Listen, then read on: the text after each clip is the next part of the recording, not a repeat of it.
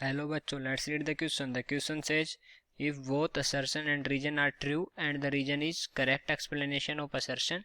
Both assertion and reason are true but reason is not a correct explanation of the assertion. If assertion is true but reason is false, assertion is false but reason is true.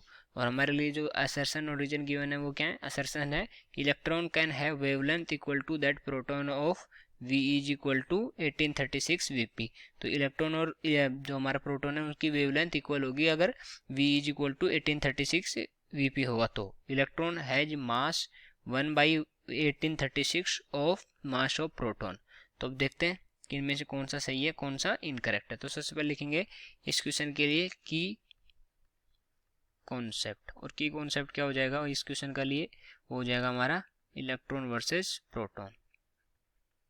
Electron versus proton ये हो जाएगा इस question के लिए की concept. Right. अब हम देखेंगे कि इनका जो मास है वो कितना होता है, इलेक्ट्रॉन और प्रोटॉन का मास कितना होता है. उससे हम पता लगाएंगे कि इलेक्ट्रॉन का मास और जो हमारे प्रोटॉन के मास में क्या रिलेशन होता है. तो इलेक्ट्रॉन का मास कितना होता है सबसे पहले देख लेते हैं एम ई. तो एम ई कितना होता है? एम ई की अगर हम बात करें तो वो होता है हमारा 9.109 इंटू 10⁻⁻31 kg. और जो ऐसे ही एम पी की अगर हम बात करें तो एम पी कितना होता है हमारा?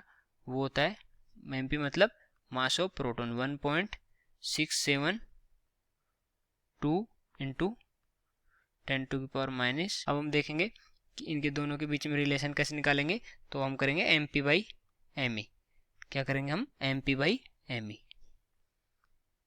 M P by M E. तो M P by M E में क्या होगा? 1.672 इंटू 10⁻⁻27 ये केजी में है और नीचे वाला भी केजी में 9.109 इंटू 10⁻31 केजी. तो यहाँ से केजी केजी कैंसिल आउट हो जाएगा. तो M P by M E कितना आएगा हमारे पास? M P by M E is equal to 1836. Okay. और यहाँ से अगर हम निकालें तो एम ई तो M P is equal to हो जाएगा हमारे पास M P is equal to 6 M E. और दूसरे तरीके से अगर हम इसको लिखें तो M E is equal to 1/1836 M P. और यही हमारा जो सेकंड स्टेटमेंट है या रीजन है उसमें बोला गया इलेक्ट्रॉन हैज मास 1/1836. तो इलेक्ट्रॉन का मास क्या है? 1/1836 एम पी. तो जो हमारा रीजन है वो करेक्ट हो जाएगा यहाँ से. दूसरा अगर हम देखें असर्शन की अगर हम बात करें तो हमारा जो लैम्बडा होता है वो क्या होता है? लैम्बडा होता है हमारा जो हमारी वेवलेंथ होती है वो क्या होती है? H upon M V. H क्या है हमारा? Planck constant. एम है मास और वी है वेलोसिटी. ओके. तो एच अपॉन एम वी हो गया.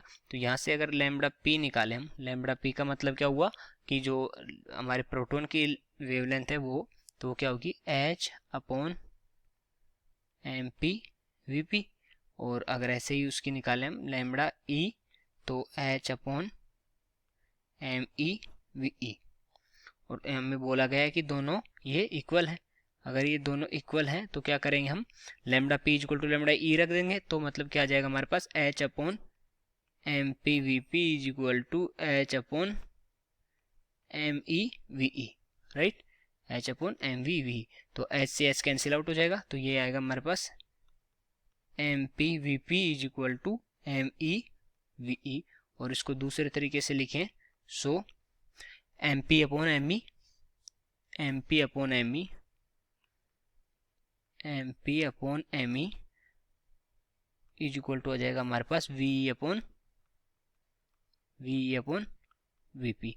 और M P upon M E की वैल्यू क्या है? यहाँ से मैंने देखी थी M P upon M E की वैल्यू 1836 है. तो यहाँ अगर हम देखें तो M P upon M E को 1836 रख देते हैं is equal to V E by V P. और जो फाइनल हमारा जो एक्सप्रेशन आएगा वो क्या जाएगा? वो हो जाएगा हमारा V E is equal to 1836 into V P. ये हमारा हो गया फाइनल. तो यही हमारे असर्शन में बोला गया है. तो असर्शन भी हमारा करेक्ट है, रीजन भी हमारा करेक्ट है. और जो हमारा रीजन है वो करेक्टली एक्सप्लेन भी कर रहा है क्योंकि इलेक्ट्रॉन का जो मास होता है 1/1836 होता है मास ऑफ प्रोटॉन के. उसी से हमने ये रिलेशन फाइंड आउट किया है. तो जो हमारा फर्स्ट है both assertion reason are true, reason is correct explanation of assertion, वो हमारा करेक्ट हो जाएगा. So I hope you understood it well. Best of luck.